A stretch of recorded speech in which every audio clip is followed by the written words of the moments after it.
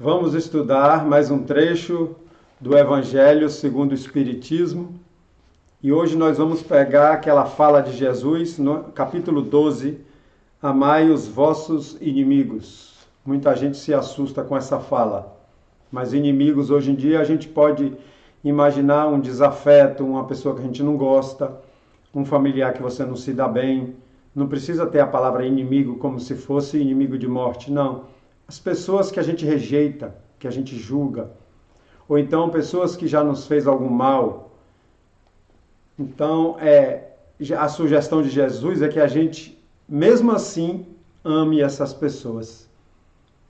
A gente talvez ainda não ame essas pessoas como a gente ama nossos filhos e as pessoas que nos fazem bem. Mas só em ser justo com elas, está disponível a perdoá-la, está disponível a ajudá-la se ela precisar, já é uma forma muito nobre de amar o inimigo. Mas vamos entender mais aqui.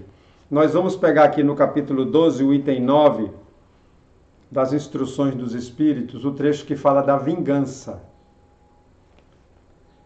A vingança é um dos últimos remanescentes dos costumes bárbaros que tendem a desaparecer dentre os homens. Então fala que é um costume da nossa época de bárbaro, né? Se a gente voltar nos séculos, quanto mais a gente retrocede, mais a gente era bruto, até chegar nas cavernas. Então fala que esse costume ainda persiste hoje em dia. É como o duelo, um dos derradeiros vestígios dos hábitos selvagens, sob cuja severidade se debatia a humanidade no começo da era cristã.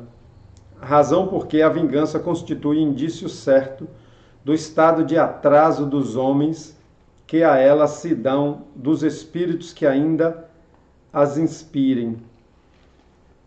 Então está dizendo aqui que tem espíritos que podem nos inspirar a vingança. E a vingança, a gente pode olhar ela em diversos graus. Tanto no grau de você querer atirar em alguém, ou matar alguém, ou prejudicar gravemente alguém, até numa resposta dura que alguém dá, você está vingando. Falar mal da pessoa, porque ela falou mal de você, você está vingando. Desejar mal a alguém, está fazendo vingança. Então a vingança, ela não é só aquela vingança planejada com violência. Existem várias formas menores de vingança que a gente faz o dia todo. Portanto, meus amigos, nunca esse sentimento deve vibrar o coração de quem quer que se diga, proclame espírita ou cristão, né? Fala espírita aqui, mas qualquer cristão, qualquer pessoa que quer o bem. E não só cristão, qualquer um. Budista, de qualquer outra religião e até ateus.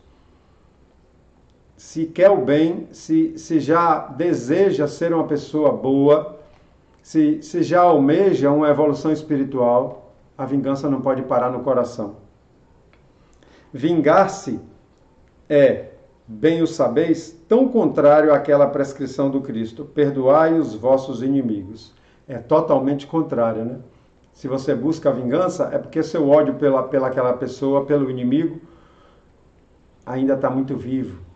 E quando a gente tem um ódio vivo contra alguém, a gente dorme pensando nela, a gente sonha com ela. E a gente pode até ter encontros com ela fora do corpo, de tão fixa na mente que a gente deixa. Perdoai aos vossos inimigos, que aquele que se nega a perdoar não somente não é cristão, não é uma boa pessoa, né, abrangendo a todo mundo. Então, quem não perdoa não é uma boa pessoa, como também não é cristão. A vingança é uma inspiração tanto mais funesta, quanto tem por companheiras assíduas a falsidade e a baixeza. Agora botou aqui duas companheiras da vingança, a falsidade e a baixeza. Com efeito, aquele que se entrega a essa fatal cega paixão quase nunca se vinga a céu aberto. Quando é ele o mais forte, cai qual fera sobre o outro a quem chama seu inimigo. Desde que a presença deste último lhe inflame a paixão, a cólera e o ódio. Então ele falou aqui de uma vingança de violência. E se a pessoa é mais forte do que a outra, seja pelo corpo, pelos músculos, ou seja por estar armado, ela facilmente se joga nessa vingança.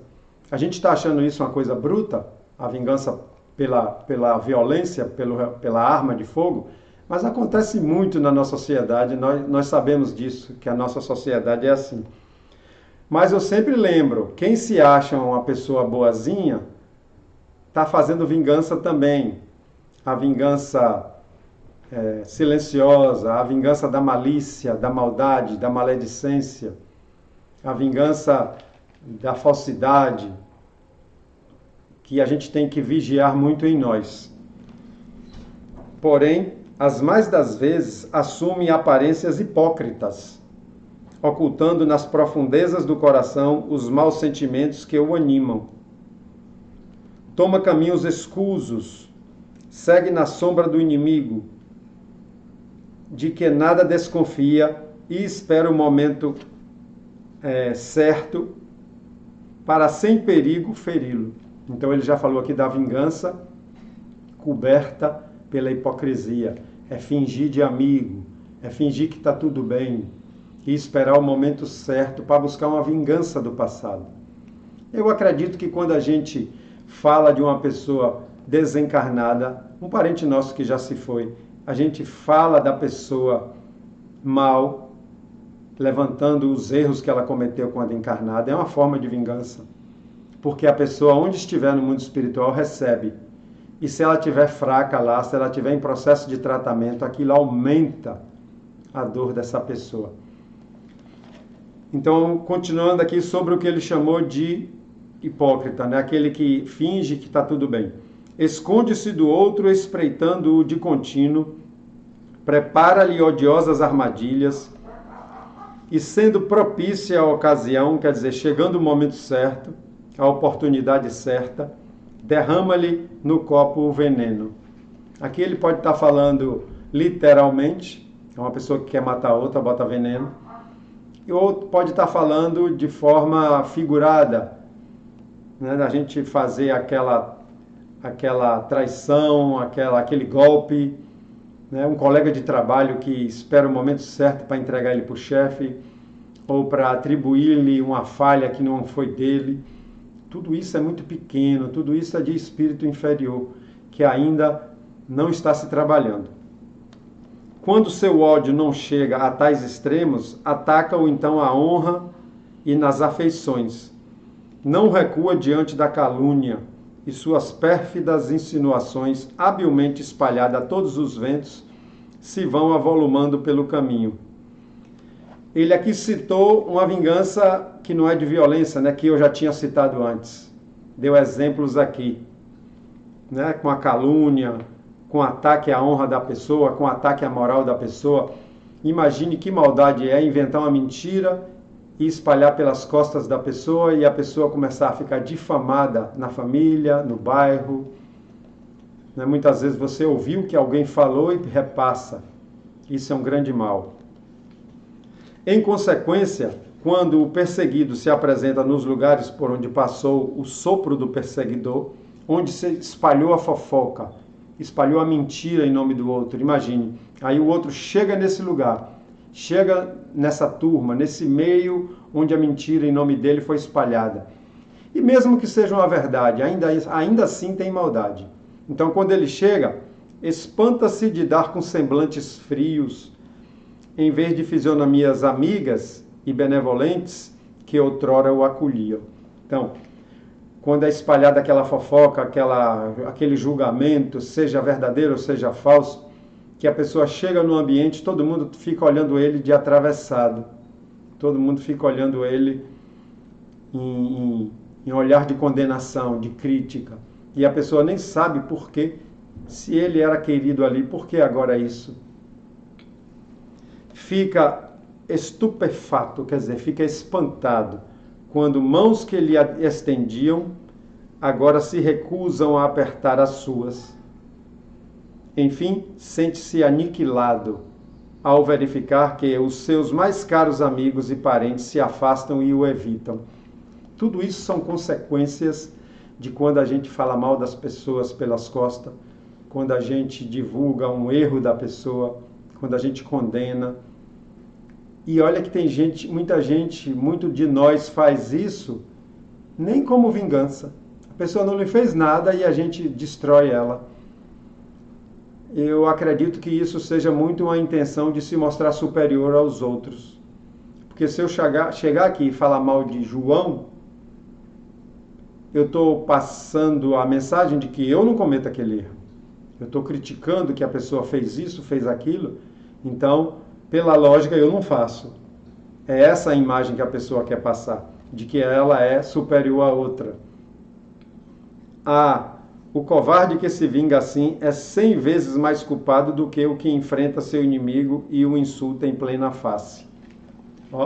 Fazer assim pelas costas é pior. É uma coisa mais maliciosa do que aquele que vai na frente, cara a cara, e diz, e xinga. Fora, pois, com esses costumes selvagens, quer dizer, não façamos isso nunca. Fora com esses processos de outros tempos. Todo espírita, aí eu estou colocando aqui todas as pessoas que querem ser boas, querem se melhorarem espiritualmente, seja lá de que religião for, e até os ateus, né? Todas essas pessoas que ainda hoje pretendesse ter o direito de vingar-se, seria indigno de figurar por mais tempo na falange que tem como divisa: sem caridade não há salvação. Então, preservar o nome da pessoa, respeitar a ausência da pessoa, respeitar a presença da pessoa, isso tudo é caridade.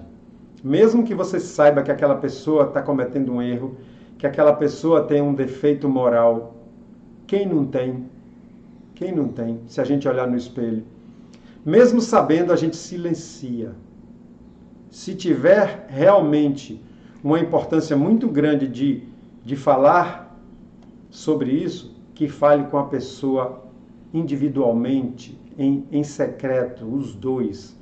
Se aquele erro da pessoa for algo perigoso, for algo que está prejudicando muita gente, chame ela no particular e converse.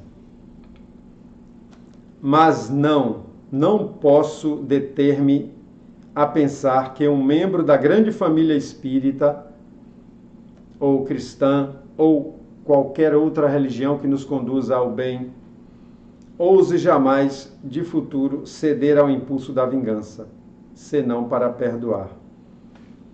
Isso tudo foi escrito por um espírito chamado Júlio Olivier, em Paris, 1862.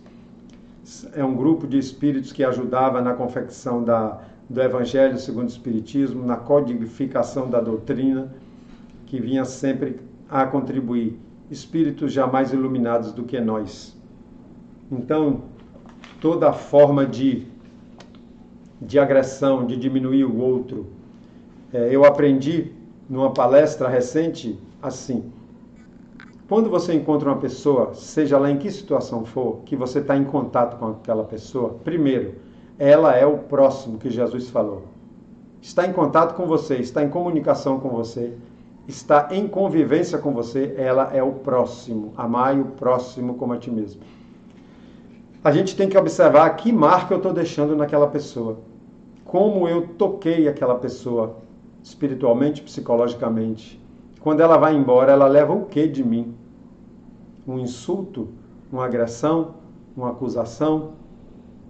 Ou um apoio? Uma caridade? Um abraço? Um sorriso? Uma palavra de incentivo? O que é que aquela pessoa está levando de mim? Se a gente observar isso, se a gente for vigilante, seguindo o ensinamento de Jesus, orai e vigiai, a gente está construindo uma evolução melhor, está construindo uma paz para mais adiante e até para agora mesmo. Então vamos nos observar, vamos nos melhorar.